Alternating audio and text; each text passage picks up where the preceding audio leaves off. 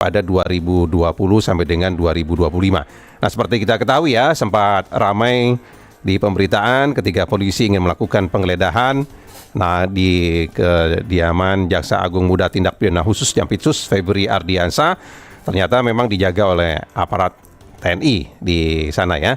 Nah, ini kemudian sempat ramai pemberitaannya di media sosial maupun juga di media massa. Nah, sejauh kemudian pakar hukum tindak pidana pencucian uang TPPU Yenti Ganarsi juga melihat upaya ini. Kami sudah bersama dengan Bu Yenti Ganarsi. Bu Yenti, selamat pagi, Bu. Selamat pagi, Mas. Pagi, Bu Yenti, melihat upaya polisi menggeledah 12 lokasi terkait dengan Asabri, kemudian 2 kasus lainnya. Bagaimana Bu Yenti melihat itu? Ya, sebenarnya kalau siapapun penegak hukum yang sedang melakukan tindakan untuk pemberantasan korupsi, ya siapapun itu yang diharapkan masyarakat kan. Pasti kita mengapresiasi, pasti gitu kan. Ya asal sesuai prosedur. Hanya ya sedih aja loh, kok korupsinya di mana-mana gitu kan ya. Ya kan, itu yang kita sedihkan kan itu. Dari 3 kasus ini kan sebenarnya kan kasus yang sudah lama juga ya, Bu Yenti ya. Kalau Bu Yenti lihat kenapa ini belum selesai juga sih Bu kasusnya, Bu? Kan belum disampaikan ya. Belum disampaikan bahwa karena saya baca ya, kalau Asabri saya juga dulu sebagai memberikan keterangan ahli ya. Dari 2020 kan itu kan Asabri ya, Bu Yenti ya. Asabri sebelumnya juga Asabri itu nggak tahu ya yang mana ya. Asabri itu 2020 sampai 2026 ini ternyata kan katanya gitu ya kemarin. Tapi kan waktu itu sudah disidangkan, apakah dulu Asabri itu nggak tuntas? Kalau nggak tuntas, apakah memang dilokalisir? Yang ini jangan kesentuh. Tidak tuntasnya di mana begitu ya, Bu Yenti? Tidak tuntasnya di mana? Kenapa sekarang baru muncul? Ya, kenapa dilokalisir? Kan nggak bisa seperti itu. Karena kita masih punya semangat pemberantasan korupsi itu adalah perkara-perkara korupsi didahulukan dari perkara-perkara lain. Itu kita masih punya semangat itu. Gitu. Karena extraordinary crime, Bu Yenti ya itu ya. Ya, banyak extraordinary crimes, tapi untuk korupsi kita punya semangat itu. Apakah para penegak hukum, penyelenggara negara, pejabat sudah lupa atau gimana gitu ya tentang ini ya. Karena ini kan jadi pertanyaan masyarakat juga Bu, ketika polisi menyampaikan bahwa kasus PLTU saja dari periode 2018 sampai dengan 2026. Kemudian Asabri 2020 sampai dengan 2025. Hutang PT CBS ke KNI kan 2020 sampai dengan 2025. Nah, awal-awal tahun itu yang jadi pertanyaan masyarakat, kok belum selesai juga ternyata begitu kasus itu. Apakah memang ada bukti-bukti baru ditemukan atau bagaimana menurut Bu Yanti? Iya, ini yang kita berhak tahu ya. Masyarakat berhak tahu, bukan mendalami teknisnya, tapi berhak tahu. Ini kenapa kasus ini kok sekarang muncul yang ini gitu ya. Jadi ini bukan dalam rangka netizen turut campur atau berbicara aneh-aneh gitu.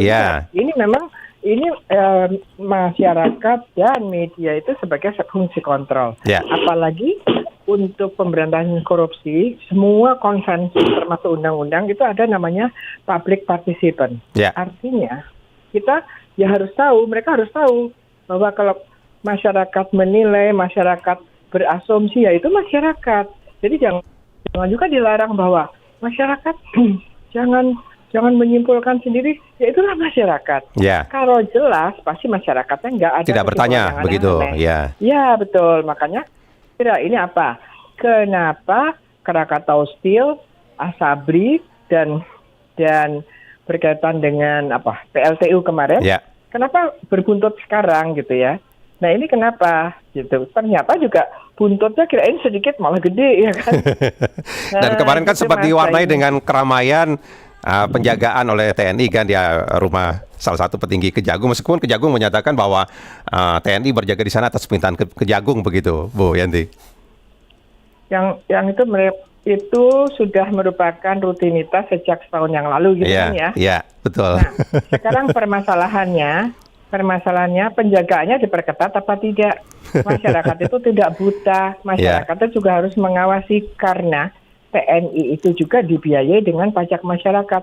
Jadi sebaiknya para pejabat, para penguasa itu juga jangan menganggap masyarakat itu bodoh semua, masyarakat itu buta semua, nerima semua. Enggak, karena kami masyarakat itu kan ikut ngontrol supaya kalau mereka mau abuse, mau apa tuh mikir-mikir lah. Oh, ada pencegahan.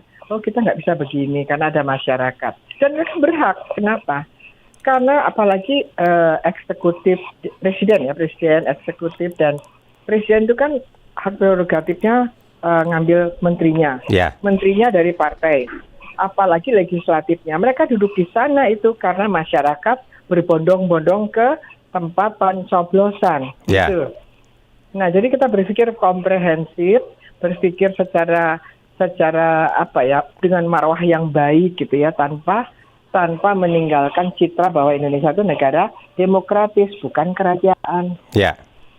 Nah, Bu Yanti, polisi kan sudah melakukan press conference juga ya, sudah menyampaikan juga lah membuka kasus ini, termasuk juga barang bukti baru yang mereka dapatkan, termasuk juga penyitaan batangan emas yang jumlahnya cukup besar begitu ya. Nah, ini apakah Bu Yanti melihat dukungan terhadap Polri juga sudah lumayan besar begitu, atau bagaimana Bu Yanti melihat itu? Ya, ini bagus ya, besar. Tapi kan ini Polri, artinya Polri sudah mulai berani. Ya. Jadi ya, harus begitu melihatnya. Karena apa? Kalau mengungkap korupsi yang besar, uangnya banyak, ada emas, Kejaksaan Agung malah ada duluan. Ya, kan? Ya. Jadi Kejaksaan Agung, KPK harus mengapresiasi kepolisian juga. Kenapa? Karena penyidik korupsi di Indonesia memang 3 lembaga itu.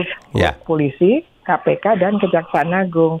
Jadi kita lihat aja, kalau polisi pun udah semangat gini bagus, tapi polisi juga jangan tebang pilih juga, dan jangan memikirkan bahwa, apalagi ada pemikiran bahwa oh kali ini karena polisinya ditangkap Kejagung langsung gini, itu sangat menyedihkan sekali. Ya, jadi intinya ini memang harus terbuka lah kasus ini agar masyarakat juga bisa mengetahui jalannya penyidikan bagaimana begitu ya, Bu Yanti ya. Apalagi kasusnya kasus lama semua dibuka kembali begitu, Bu Yanti. Ini bukan dibuka kembali, makanya kita lihat tidak pernah ditutup. Ini adalah, kalau saya melihat, kan korupsi itu bukan 1-2 orang. Oh, oke. Ya, betul. Kemungkinan ini dulu nggak tuntas, ya kan? Kenapa nggak tuntas? Kenapa dipilah-pilah? Nah, kan gitu ya? itu yang jadi pertanyaan masyarakat kan begitu, gitu. Ya. Pertanyaan masyarakat. Teori itu sudah cukup banyak masa ini. Kalau namanya partisipan as a criminal for open atau for strategi pemberantasan korupsi itu sudah ada banyak, kan? Kenapa ini kok sekarang perintilan baru naik? Padahal perintilannya ternyata kita nggak belum menyebut orang loh ya. Kita nggak menyebut siapa-siapa karena mereka belum menyatakan. Kenapa kok dilakukan penggeledahan di tempat-tempat itu? Meskipun kalau namanya kejahatan itu saya sejak 1997 itu kan saya sudah lebih fokus kepada kejahatan ekonomi. Nah, kejahatan ekonomi itu kan bisa jadi di rumah ini ada barang belum tentu miliknya dia, ya kan? Siapa tahu ada orang titip pada dia, ya kan gitu. Artinya orang yang kelihatannya baik-baik tapi uangnya banyak sekali misalnya, ya jangan sampai itu menjadi tempat penampungan TPPU. Nah, gitu. Baik. Jadi, kalau begitu. Kita dengarkan, kita ikuti apa yang disampaikan oleh, tapi jangan, kan dia udah menggeledah dan sebagainya, sebaiknya ya segera menetapkan siapa tersangkanya. Karena sampai detik ini, sampai posisi today ini, belum ada Bu soal ini itu. Baru, tapi sudah disampaikan 2 hari yang lalu bahwa peristiwa korupsinya ada. Sebetulnya kalau peristiwa korupsinya sudah ada, harusnya polisi bisa cepat-cepat, jangan drama, cepat. Berkaitan dengan ini tersangkanya siapa saja nanti dikembangkan lagi, gitu. Jangan ngambang gini, apalagi nanti ternyata tidak ada tersangkanya, gitu ya. Seperti Bank Indonesia yang ditangani oleh Kejaksaan Agung. Bank Indonesia kan pernah digeledah, tapi mana sampai sekarang gitu. Baik kalau begitu Bu Yanti. Ini yang kita harus dilihat Mas Jaini. Bu Yanti, terima kasih banyak Ibu sudah bersama kami pagi ini. Selamat pagi, Bu Yanti. Selamat pagi, Assalamualaikum. Waalaikumsalam warahmatullahi wabarakatuh. Pakar Hukum Tindak Pidana Pencucian Uang TPPU Yanti Ganarsi. Jelang Warta Berita pukul 9 waktu Indonesia Barat.